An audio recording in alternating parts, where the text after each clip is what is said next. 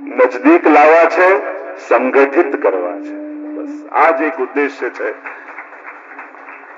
વિખરાયેલો વૈષ્ણવ સમાજ એક છત્રમાં ભેગો થાય, મહાપ્રભુજીની સામે જોતો થાય. કોઈ વૃક્ષને જુઓ તો એમાં અનેક પાંદડા દેખાય, અનેક નાની નાની શાખાઓ દેખાય, અનેક મોટી મોટી ડાળીઓ દેખાય. પણ જેમ જેમ કેન્દ્રિત થતા જાઓ ને થડ પર આવો તો થડ બે નથી હોતા, એ તો એક જ મૂળ તરફ જતું હોય છે.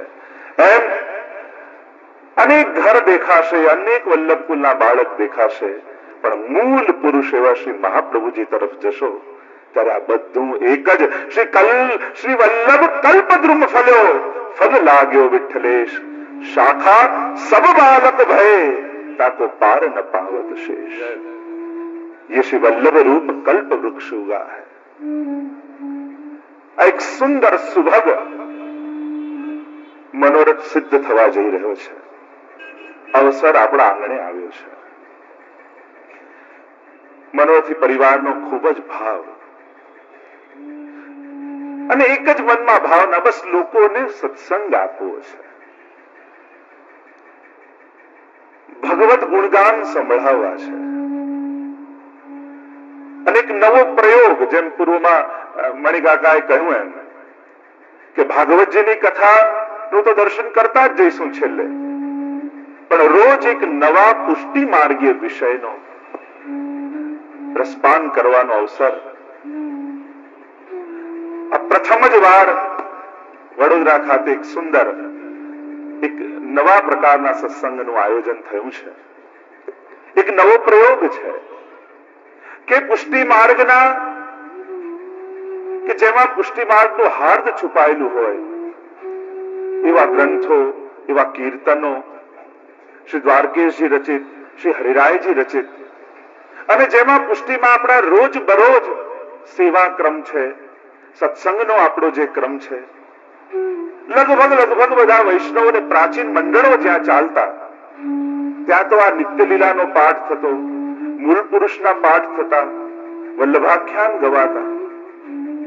તો એ જ બધા ગ્રંથોને લઈ આપણે આ 7 દિવસ સુધી આનંદ કરવાનો છે. ભગવત કૃપાનું કોઈ સૌથી સુંદર સ્વરૂપ હોય તે સત્સંગ છે. કૃપાના અનેક રૂપ આપણે મનમાં ધારણાઓ કરી રાખતા હોઈએ. આ મળ્યું તો કૃપા, આ થઈ તો કૃપા, પણ મારા મતે તો ભગવત કૃપાનું કોઈ સૌથી સુંદર સ્વરૂપ હોય તો એ સત્સંગ છે.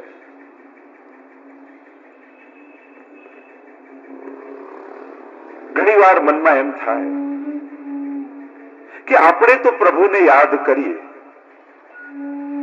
અને ઘણી વાર યાદ કરતા કરતા હૃદય પણ ભરાઈ આવે, આંખો ભીંજાઈ જાય, અને ઘણી વાર હૃદયમાં એવો તાપ પ્રભુ મિલનનો જાગે. પણ એવો વિચાર ઘણી વાર થાય કે આપણે તો પ્રભુને યાદ કરીએ છીએ, પણ શું પ્રભુ આપણને ક્યારે યાદ કરતા હશે? આપણને જેવો મળવાનો એમને તાપ થાય છે, એવો પ્રભુને આપને મળવાનો ક્યારે તાપ થતો હશે? આપણને તો રાતના સૂતા એમ થાય કે મંગળા ક્યારે કરાવું, મારા લાલનનું મુખારવિંદ ક્યારે જોઉં.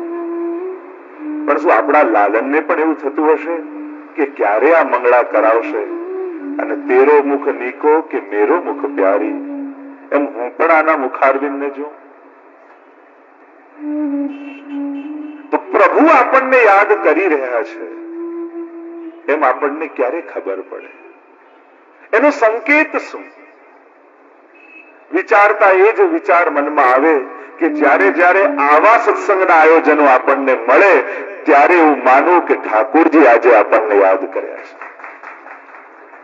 જ્યારે આ હવેલીમાં બિરાજતા ગોવર્ધનનાથજી અતિ પ્રસન્ન થઈ જાય અને એમ થાય કે આંખો દ્વારા તો આના હૃદયમાં ઘણીવાર આવ્યો, પણ હવે કર્ણના માધ્યમથી આના હૃદયમાં પ્રવેશ કરવો છે, ત્યારે આ ગોવર્ધનનાથજીની ઈચ્છાથી જ આવા સત્સંગના આયોજનો એમના સાનિધ્યમાં થતા હોય. સત્સંગ અને સાનિધ્ય આ બંને છે. આ ત્રણ વસ્તુ જો જીવનમાં વૈષ્ણવને રહી તો આ કલયુગ એનું કંઈ બગાડી નહીં શકે. સંગ, સાનિધ્ય અને સન્મુખતા. વૈષ્ણવનો સંગ, ગુરુનું સાનિધ્ય અને પ્રભુની સન્મુખતા જેના જીવનમાં છે એનું કલયુગ ક્યારેય કંઈ બગાડી શકતો નથી. તેને કાળ કર્મ નવ બાંધે રે, યમતે શિર ધનુષ ન સાધે રે, એવો માર્ગ શ્રી વલ્લભ વર્ણો જ્યાં નહીં પ્રવેશ વિધિ હરનો. તો ऐसा ये पुष्टि मार्ग, આપણે તો ભાગ્યશાળી છીએ કે પુષ્ટિ માર્ગમાં મહાપ્રભુજી આપણને સ્વીકાર્યા છે. આપણું મહદ ભાગ્ય છે. પુષ્ટિ માર્ગમાં આવીને કૃપા નથી મળવાની, પણ તમારા ઉપર કૃપા થઈ ગઈ છે કે તમે પુષ્ટિ માર્ગમાં આવ્યા છો. આપણે બધા એમ માનીએ છીએ કે માળા કરીને કૃપા, પાઠ કરીને કૃપા, કથા સાંભળીને કૃપા, વ્રજમાં જઈને કૃપા. હું તો કહું છું, કૃપા થાય તો વ્રજમાં જવાય, કૃપા થાય તો માળા હાથમાં આવે, કૃપા થાય તો કથામાં અવાય. તો એક સુંદર સંયોગ આપણને સૌને સાંભળ્યો છે. બને તો એકે દિવસ પાડતા નહીં. આ એવા સુંદર સુંદર વિષયો રોજ, અને એ વાતનો મને આનંદ છે. હું આટલી જગ્યાએ જાઉં, પણ અલકાપુરીમાં જયારે કથા હોય ને 3 વાગ્યાનો ટાઈમ હોય ત્યારે 3 વાગે આખું મેદાન ભરાઈ ગયું હોય. આ નિશ્ચય મારો તો સ્વભાવ છે, હું જેટલા વાગ્યાનો સમય આપું હું એનાથી 15 મિનિટ પહેલા રેડી હોઉં. એ પછી 2 વાગ્યાનો સમય હોય કે 3 વાગ્યાનો સમય હોય, ગમે તે મણી કાકા જાણે પણ છે.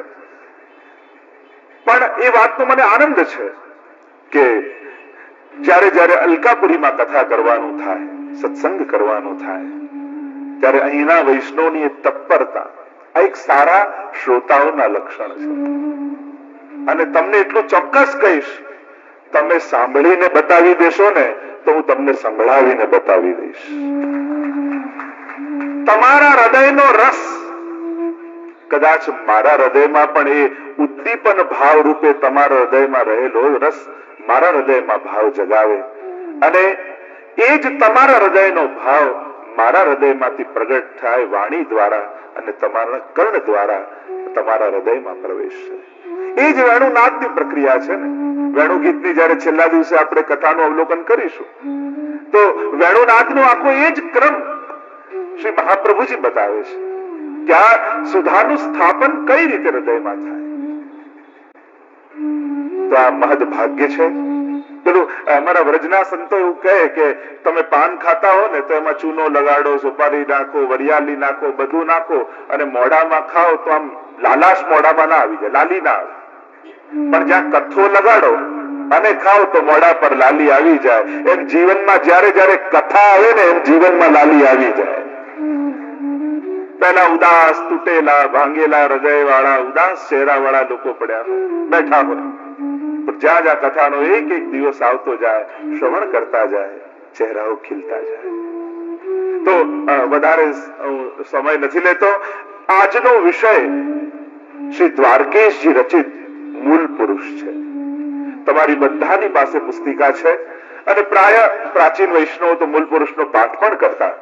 તો કૃષ્ણદાસભાઈ દ્વારા એનું ગાન અને 2 ટૂંક આપણે ગાઈશું અને સાથે સાથે એનું રસ દર્શન કરતા જઈશું. કારણ કે કાલથી ક્રમ એવો રહેશે, તમે 3 વાગ્યાથી આવી જશો તો આખો નિત્ય લીલાનો પાઠ અહીંયાથી કીર્તનકાર દ્વારા ગાન કરવામાં આવશે અને આપ લોકો પણ સાથે ગાન કરી શકશો. અને પછી એ ગાન કર્યા બાદ આપણે કથાનો ક્રમ પ્રારંભ કરીશું અને છેલ્લે કલાક ભાગવત કથાનો ક્રમ નિત્યમાં આપણે લઈશું. આ રીતે 7 દિવસ આપણી કથા ચાલશે. રોજ પ્રારંભમાં 2.5 કલાક વિષય અને પછીનો કલાક ભાગવતજીનો ક્રમ આપણે લઈશું. અને આ રીતે ભાગવત કથાનું પણ દર્શન કરતા કરતા, જો ભાગવતજીનું તો એવું મહાત્મ્ય છે, એક શ્લોક પણ ઉદ્ધાર કરનારો છે. અને કથા સુણી સુણી ફૂટ્યા કાન તો એ ના આવ્યું બ્રહ્મગાન.